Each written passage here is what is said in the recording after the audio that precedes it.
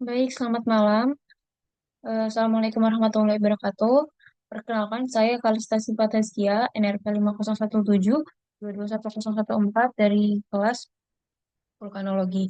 Jadi di sini saya akan mempresentasikan mengenai bab satu buku Geologi Gunung Api Purba yang ditulis oleh Bapak Sutino Bronto pada tahun 2010.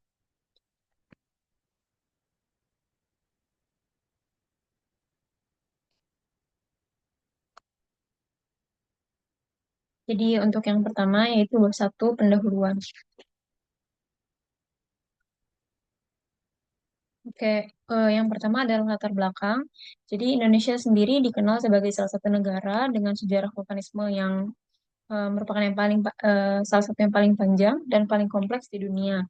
Untuk aktivitas gunung api di wilayah Indonesia, kita tidak hanya terjadi di zaman kuarter atau beberapa juta tahun terakhir, tapi sudah berlangsung sejak zaman Perem, yaitu sekitar 280 hingga 260 juta tahun yang lalu. Bukti-bukti adanya gunung api tua yang ada di Indonesia bisa kita temukan di berbagai pulau besar. Misalnya di Sumatera ada formasi Selungkang dan formasi Hulu Simpang. Lalu di Jawa sendiri kita mengenal formasi Jampang, formasi Semilir, dan juga formasi Ngelanggeran. Lalu untuk di Kalimantan ada formasi Kuayan dan Kurayan. Dan di Sulawesi serta Maluku banyak ditemukan batuan vulkanik yang sudah berumur tersier.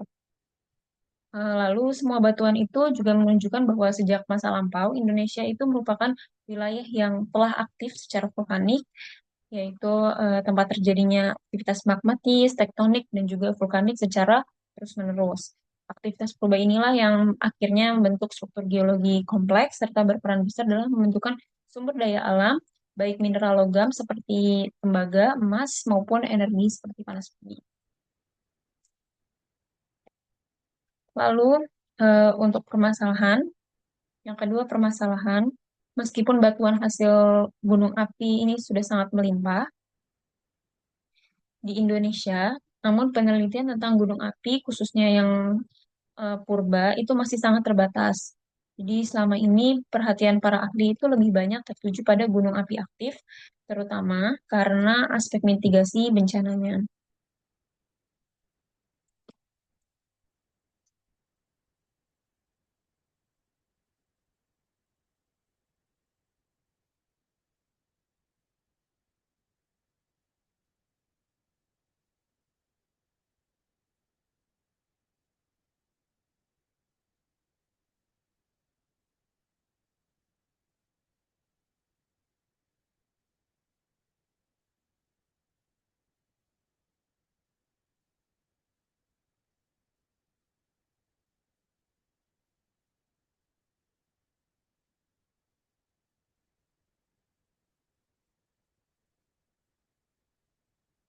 Nah, masalah lainnya adalah pendekatan geologi yang digunakan cenderung masih banyak dipengaruhi oleh konsep geologi barat yang berbasis pada sistem sedimenter seperti lapisan horizontal dan juga stratigrafi klasik. Padahal batuan vulkanik di Indonesia sangat berbeda karakteristiknya dengan batuan dengan geologi yang ada di barat. Jadi kalau di Indonesia itu cenderung terbentuk secara cepat, seringkali tidak berlapis rapi dan juga banyak menghalangi proses pengisian berulang. Dan akibatnya banyak wilayah di Indonesia yang sebenarnya tersusun oleh batuan gunung api tua, namun oleh geolog di Indonesia belum mampu dipahami secara genetik. Dan hal ini menghambat interpretasi geologi yang akurat dan juga dapat berpotensi membuat eksplorasi sumber daya menjadi kurang efektif. Jadi perlu ada pergeseran cara pandang dari geologi sedimenter ke arah geologi vulkan.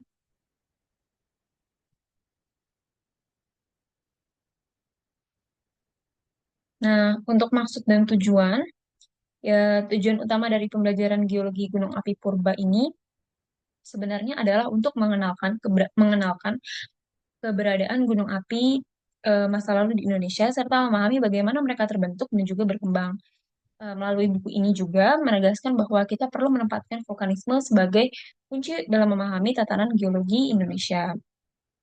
Jadi dengan mempelajari gunung api purba, kita bisa yang pertama menge- mengetahui sejarah vulkanisme di berbagai daerah, lalu yang kedua mengenali hubungan antara aktivitas magmatis dengan struktur geologi, lalu yang ketiga kita dapat mengidentifikasi potensi sumber daya mineral dan juga energi, dan tentu saja untuk meningkatkan kemampuan mitigasi bencana melalui pemahaman sejarah erupsi yang telah terjadi di masa lampau. Lalu selanjutnya ada pengertian vulkanologi dan juga gunung api. Jadi untuk vulkanologi sendiri dapat diartikan sebagai ilmu yang mempelajari semua hal mengenai gunung api dan juga proses kegunung apiannya, mulai dari asal magma, lalu bentuk gunung, letusan, dan juga dampak dan juga manfaatnya. Lalu untuk istilah vulkano itu sendiri, vulkano itu artinya gunung api, dan logos itu artinya ilmu. Jadi dalam bahasa Indonesia disebut ilmu gunung api atau vulkanologi. Gunung api menurut beberapa ahli. Jadi yang pertama ada menurut Alzar, DKK tahun 1988. Jadi menurut Alzar DKK ini, gunung api merupakan timbunan material vulkanik dan juga tempat keluarnya magma. Lalu menurut Schiffer-Decker, gunung api merupakan lokasi keluarnya atau pernah keluarnya material magmatik. Lalu tahun 1972, McDowell mengatakan bahwa gunung api merupakan bukaan tempat keluarnya batuan pijar atau gas yang membentuk bukit di sekitar kawah. Nah, untuk kawah ini sendiri dapat didefinisikan sebagai lubang di puncak gunung api dengan dengan yang lebarnya kurang lebih 2 kilometer, kurang dari 2 kilometer. Lalu untuk kaldera sendiri merupakan cekungan besar yang besarnya lebih dari 2 kilometer yang terbentuk akibat letusan atau runtuhan puncak. Lalu selanjutnya untuk paleovolcano, vulkanisme, dan juga keaktifan. Jadi, paleovolcano atau gunung api purba adalah gunung api yang pernah aktif di masa lampau, namun untuk masa sekarang sudah tidak menunjukkan aktivitas aktivitas lagi atau bahkan sudah sulit untuk dikenali akibat telah terjadi erosi. Jadi untuk vulkanisme sendiri adalah keseluruhan proses yang berkaitan dengan aktivitas magma, mulai dari pembentukan, pergerakan ke atas, hingga keluar ke permukaan dalam bentuk letusan atau aliran lava. Nah, berdasarkan klasifikasi dari PVMBG atau Pusat Vulkanologi dan Mitigasi Bencana Geologi, gunung api di Indonesia itu dapat dibagi menjadi 3 tipe, tipe A, tipe B, dan tipe C. Untuk tipe A sendiri merupakan gunung api yang pernah meletus sejak tahun 1600 Masehi. Lalu untuk yang tipe B itu belum pernah meletus, tetapi menunjukkan aktivitas panas bumi seperti adanya fumarol atau solfatara. Lalu untuk tipe C merupakan gunung api dengan bentuk tidak jelas, tetapi masih ada indikasi aktivitas panas bumi di bawahnya. Nah, menariknya, beberapa gunung api yang sudah lama dianggap mati, ternyata masih bisa aktif kembali akibat perubahan tektonik. Beberapa contohnya adalah Gunung Sinabung di Sumatera Utara. Jadi Gunung Sinabung sendiri ini sudah tidur lebih dari 1.000 tahun, lalu tiba-tiba meletus pada tahun 2010 lalu, dan juga Gunung Anak Ranakah yang ada di Flores. Nah, melalui hal ini menunjukkan bahwa hubungan antara tektonik dan juga vulkanisme itu sangat erat. Gerakan lempeng dapat mengubah tekanan di bawah permukaan dan juga dapat memicu kembali aktivitas gunung api yang sebelumnya tidak aktif.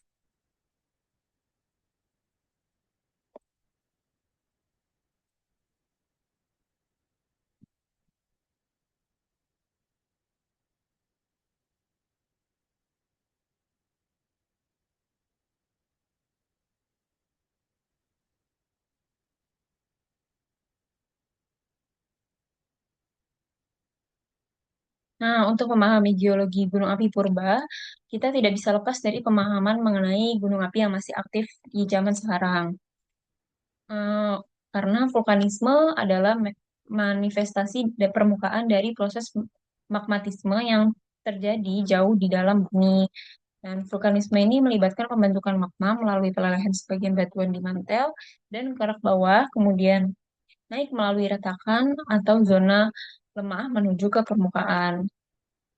Jadi dalam penelitian geologi gunung api purba, para ahli itu menggunakan berbagai pendekatan seperti ada analisis geomorfologi, stratigrafi, petrologi, dan geokimia batuan vulkanik hingga data pemboran bawah permukaan. Semua semua cara atau pendekatan itu digunakan untuk mengenali sisa-sisa aktivitas vulkanik yang telah lama tertutup oleh endapan bunda.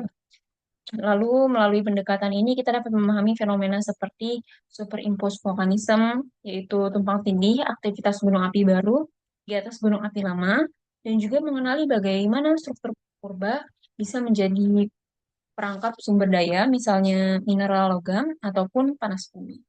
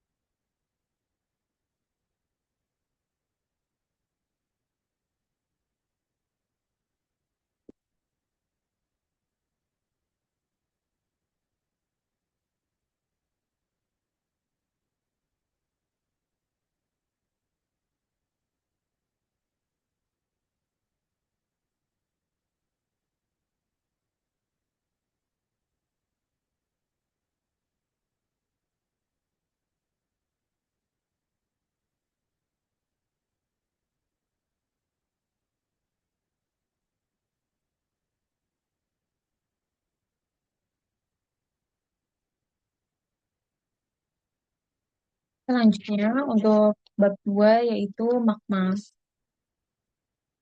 Jadi yang pertama, magma sebagai sumber aktivitas gunung api.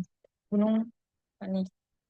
Jadi kalau pada bab pertama kita sudah membahas secara umum tentang pengertian gunung api dan juga proses vulkanismenya, maka di bab kedua ini fokus pembahasannya adalah tentang magma, yaitu sumber utama dari semua aktivitas gunung api.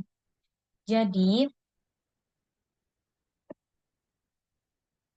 di dalam buku Sutikno Bronto dijelaskan bahwa magma adalah inti dari semua fenomena vulkanik. Jadi segala sesuatu yang keluar dari gunung api, mulai dari lava, abu, gas hingga bom vulkanik, semuanya berasal dari magma yang terbentuk di dalam bumi. Jadi untuk benar-benar memahami gunung api purba, kita harus paham dulu bagaimana magma terbentuk, bergerak, bereaksi terhadap kondisi di dalam kerak bumi, karena tanpa proses magmatisme tidak akan ada vulkanisme dan tanpa vulkanisme tidak akan ada gunung api. baik yang aktif maupun yang purba.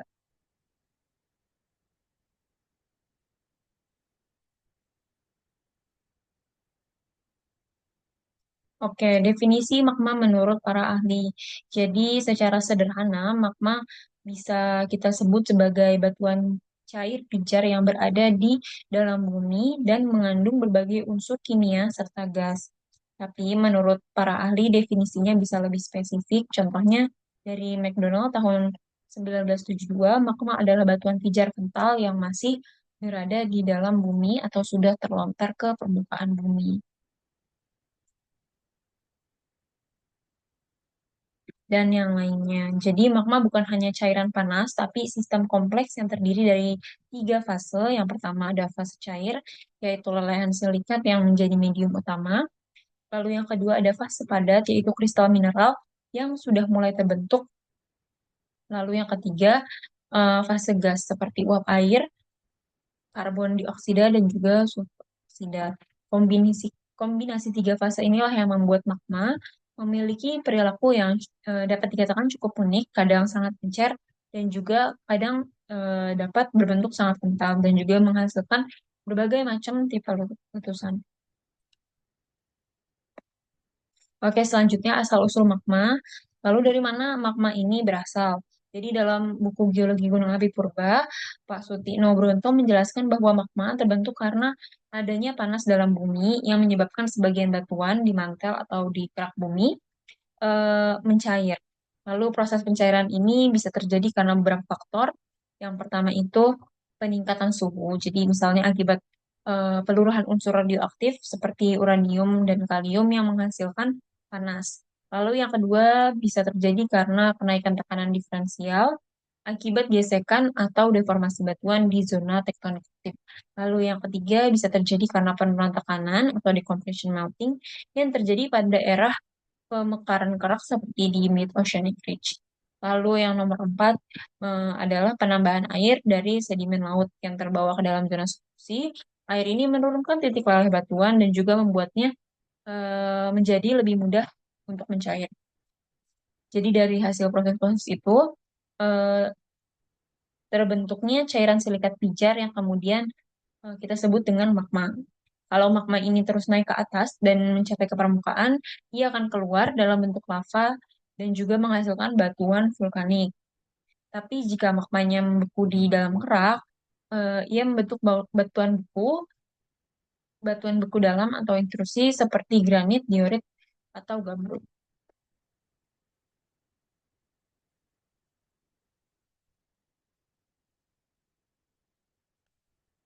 Lalu selanjutnya ada lokasi zona pembentukan magma. Jadi lokasi terbentuknya magma itu berbeda-beda tergantung pada kedalaman dan juga kondisi dari tektoniknya. Tapi secara umum ada tiga zona utama tempat pembentukan magma, yaitu yang pertama di zona mantel atas, lalu yang kedua di zona kerak bawah, yaitu di kedalaman 10 hingga 30 kilometer. Lalu yang ketiga ada di zona kerak atas di kedalaman 3 hingga 10 kilometer. Jadi disinilah magma biasanya berkumpul membentuk dapur magma atau yang biasa disebut dengan magma chamber. Dapur ini berfungsi sebagai reservoir tempat magma menunggu tekanan yang cukup besar sebelum akhirnya magma bisa naik ke permukaan melalui pipa atau rekahan atau fracture. Nah, tekanan gas di dapur magma ini yang menentukan yang akan menentukan gaya letusan. Jadi kalau dapur magmanya dalam, letusan cenderung akan efusif atau lebih tenang. Tapi kalau dapurnya dangkal, cenderung dangkal dan kandungan gasnya tinggi, letusannya bisa bersifat sangat eksplosif. Lalu yang selanjutnya ada sifat fisik magma. Jadi sifat fisik magma ini sangat menentukan perilaku letusan gunung api. Nah, ada beberapa sifat utama yang perlu kita pahami. Yang pertama adalah suhu. Jadi, magma basaltik biasanya memiliki suhu antara 1100 hingga 1400 derajat Celcius, sementara magma andesit sekitar 1000 hingga 1100 derajat Celcius.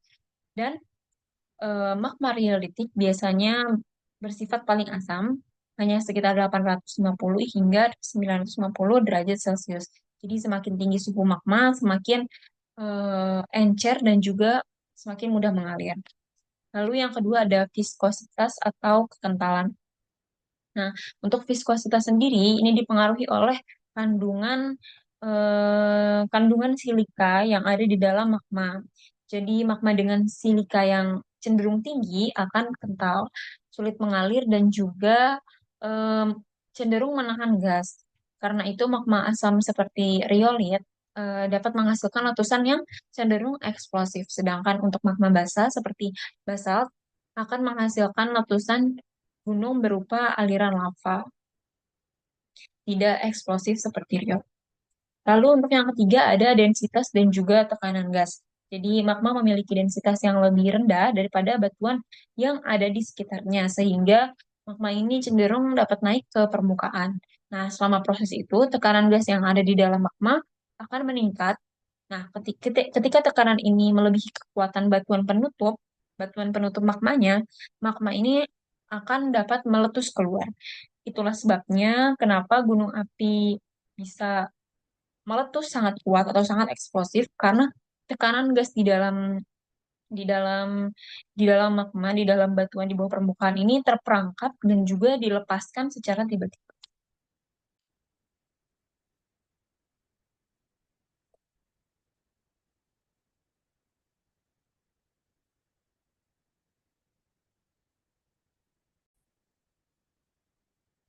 Lalu selanjutnya untuk sifat kimia magma.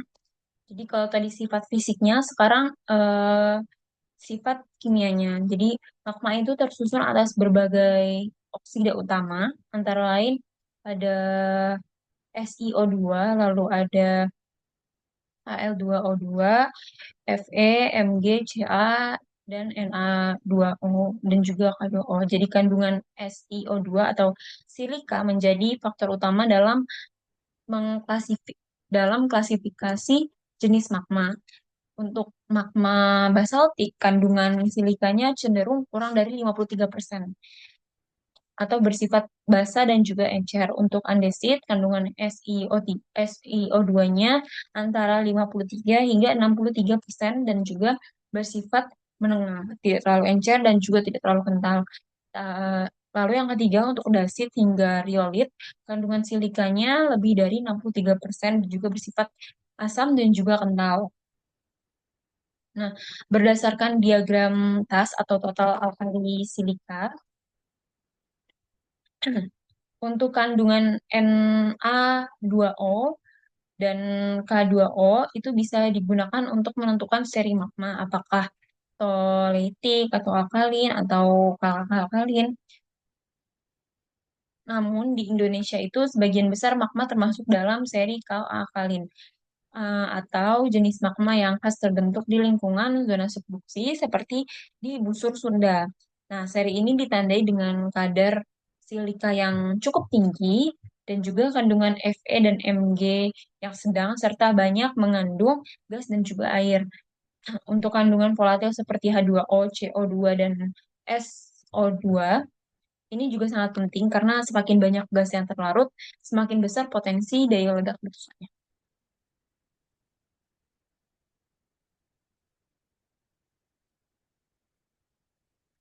Lalu, untuk hubungan gunung api, tatanan tektonik, dan juga komposisi magma, ini merupakan salah satu bagian paling menarik dalam hubungan antara jenis magma, tipe gunung api, dan juga tatanan tektoniknya. Untuk setiap lingkungan tektonik itu menghasilkan jenis magma yang berbeda. Jadi untuk Mid-Oceanic Ridge cenderung menghasilkan magma basa toleitik, toleitik yang encer dan juga bersuhu sangat tinggi. Lalu untuk zona rift benua atau continental rift cenderung menghasilkan magma alkalin yang kaya kandungan Na dan K. Lalu untuk di hotspot sendiri biasanya biasanya ada di Hawaii menghasilkan magma yang bersifat basa, basaltik dan hingga dasit. Lalu untuk di zona subduksi seperti yang ada di Indonesia itu cenderung menghasilkan magma andesitik hingga riolitik yang bersifat kalk alkalin. Jadi ini juga alasan kenapa gunung api di Indonesia, Jepang, dan juga maupun di Filipina memiliki karakter letusan yang cenderung eksplosif karena posisi tektoniknya berada di zona subduksi aktif. Nah, dengan memahami hubungan ini, kita bisa menelusuri sejarah tektonik masa lalu dari gunung api purba, lalu menafsirkan di mana letak busur magmatik purba pernah terbentuk. Misalnya, keberadaan batuan andesit tua di Jawa Tengah itu bisa menandakan adanya busur vulkanik purba dari zaman tersier yang dulu eh, mungkin pernah aktif di wilayah itu.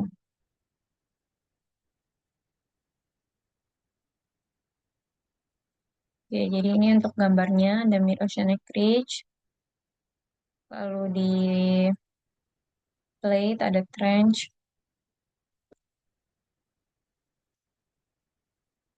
Oke, sekian dari saya. Mungkin untuk penutup, kita bisa simpulkan bahwa magma adalah kunci utama dalam memahami gunung api purba. Nah, untuk semua fenomena vulkanik, baik yang terjadi jutaan tahun lalu maupun yang masih aktif hingga sekarang, itu berawal dari proses pembentukan, pergerakan, dan juga evolusi magma di dalam bumi. Dengan memahami sifat fisik dan juga kimia hingga asal-usul, serta kaitannya dengan tatanan tektonik, kita bisa membaca kembali sejarah vulkanisme masa lampau dan juga menjelaskan bagaimana gunung api purba terbentuk. Dan pengetahuan ini sangat penting. Kenapa sangat penting? Karena tidak hanya untuk ilmu geologi dasar, tapi juga untuk eksplorasi sumber daya alam dan juga mitigasi bencana di masa kini. Oke, sekian dari saya. Kurang lebihnya mohon maaf. Wassalamualaikum warahmatullahi wabarakatuh.